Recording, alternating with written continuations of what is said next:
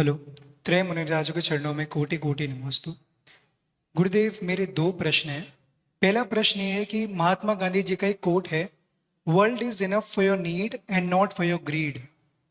आवाज गूंज रही है आपकी, समझ में नहीं आ रही। World is enough for your need and not for your greed. मतलब आदमी का जो, हाँ। तो महाराज जी, मेरा इसमें प्रश्न ये है कि हम अपनी ज़रूरतों की पहचान कैसे करें, अपनी नीड की पहचान कैसे करें। ये मैं इसलिए प्रश्न पूछ रहा हूँ क्योंकि आजकल हम बोलने लगे हैं कि एसी तो आजकल की ज़रूरत है, कार तो आजकल की ज़रूरत है।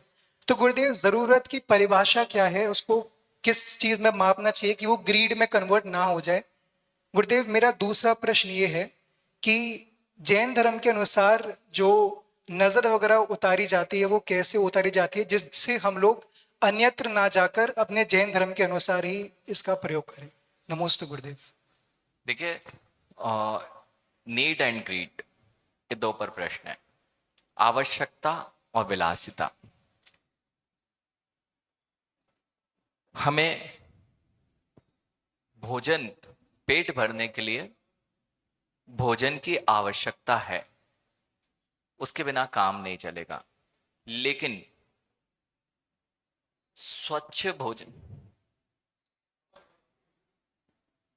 भोजन की आवश्यकता है, बिल्कुल ये नीड है कि हर व्यक्ति को पेट भरने के लिए भोजन चाहिए। यह आवश्यकता की पूर्ति करे, बहुत अच्छी बात है।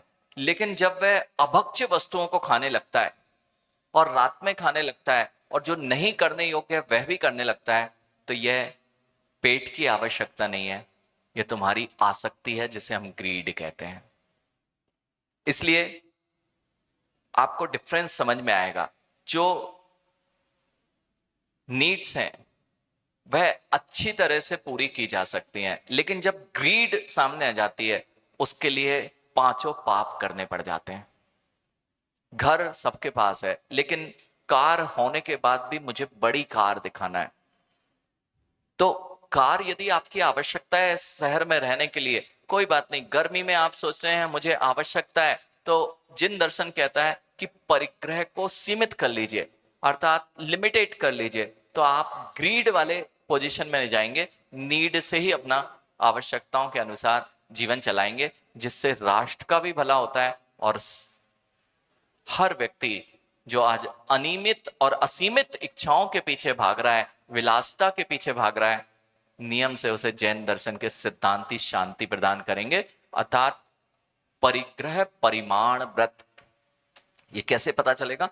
आप अगर अपनी इच्छाओं को बढ़ाते जाएंगे तो कभी भी आपकी इच्छाओं की खाई पूरी नहीं होगी।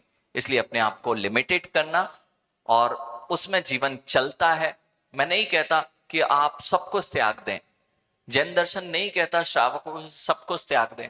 आपकी जितनी आवश्यकता है, यदि 50 साड़ी में काम चलता है तो 500 रखने की आवश्यकता नहीं है, और 50 में काम चलता है, आप कम से कम अपनी लिमिट कर लीजिए 100 की, जिससे कि आपकी जो अनियमित और असीमित इच्छाएं बढ़ती जा रही हैं, जो ग्रीड की ओर ले जा रही हैं, उसके लिए अनेक पाप करने पड़ते हैं, उस चीज से आप बच जाएंगे। तो सबसे पहले एक लिमिट डिसाइड कर लीजिए। नमन को जब 1 करोड़ कमा लेगा तब सेटिस्फाई हो जाएगा, 5 करोड़ कमा लेगा तब सेटिस्फाई हो जाएगा।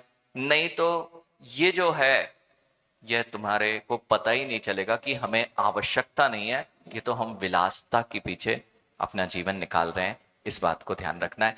एक बार खाना यह शरीर की आवश्यकता है, लेकिन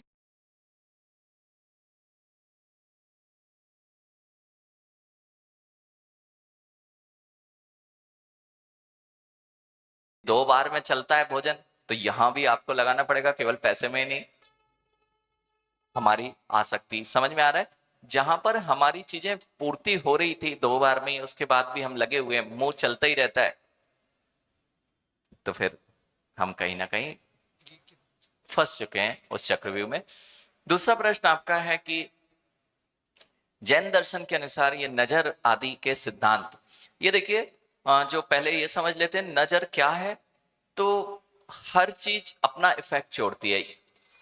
जिन दर्शन के अनुसार तत्वार सूत्र में एक सूत्र है जिसमें ये कहा गया है कि जिसके शक्त्यांश अधिक होते हैं वह अपने रूप में परिणमित करा लेता है।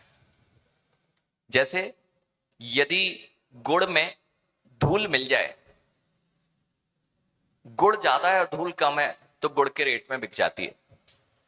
और यदि धूल में गुड़ मिल जाए तो सब गुड़ गुड़ोबर हो जाता है, गुड़ भी धूल में बदल जाता है। और तो जिसके शक्ति अंश अधिक होंगे उस रूप परिणमित हो जाएंगे। तो जब नजर लगती है, यदि कोई नकारात्मक भावनाओं वाला व्यक्ति और आपके पास उतनी इम्यूनिटी पावर नहीं है, जैसे वायरस इंपैक्ट डालते हैं, ऐसे ही जब वर्गणाएं जो तरंगे निकलती हैं लोगों की, वह तरंगे और नेगेटिव एनर्जी, नेगेटिव थॉट, वह आपको प्रभावित कर जाती है। उसे हम नजर के रूप में देखते हैं। अब यहां पर जो नजर लगी है, इस नजर को कैसे रोका जाए? तो जिन शासन में जो हम रक्षा सूत्र आदि बांधते हैं, सिद्ध चक्र विधान आदि करते हैं, ये जैसे मोबाइल्स में आज जैमर्स का प्रयोग किया जाता है, मंत्र, णमोकार मंत्र से आप रक्षा कवच बना सकते हैं अपना। जब हम बड़े बड़े विधान करते हैं या कोई आयोजन करते हैं तो उसमें हम दिशाओं का बंधन करते हैं। सामायिक की विधि में हर कोई दिशा का वंदन करता है। ये वास्तविकता में वॉल खड़ी की जाती है जिससे कि आप नजर से बच जाएं। अगर लग गई है नजर तो फिर क्या करें? माँ, आपके पास में यदि किसी बच्चे को नजर लगी, कहीं जाने की जरूरत नहीं है, आप णमोकार मंत्र जो महान शक्तिशाली है, उस णमोकार मंत्र का पढ़ करके और उस बच्चे की नजर को उतारें।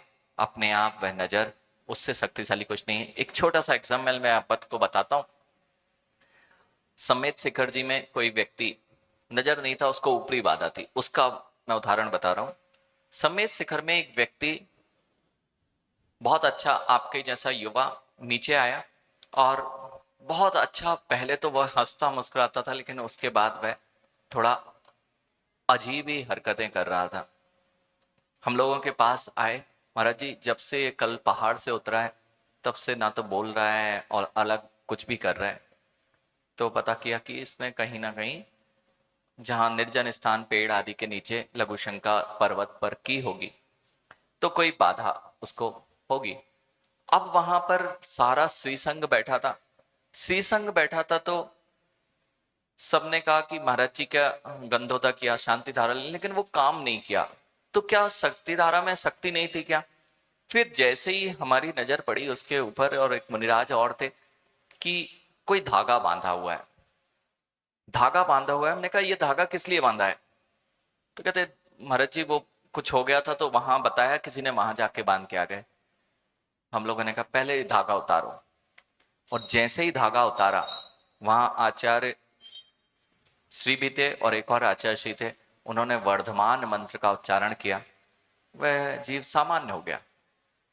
जिस स्थान पर हम सोचते हैं, कई बार माँ जो धागे आप पहना लेते हैं, वे नजर उतारने की जगह तुम्हें बांध के और रख देते हैं बार बार चक्कर लगाने के लिए। इसलिए सबसे पहले जिनसे तुम बंधे हो उनको हटा दीजिए और णमोकार मंत्र श्रद्धा से पढ़कर, णमोकार मंत्र से आप इस तरह की नकारात्मक ऊर्जाओं से अपने बच्चों की रक्षा कर सकते हैं।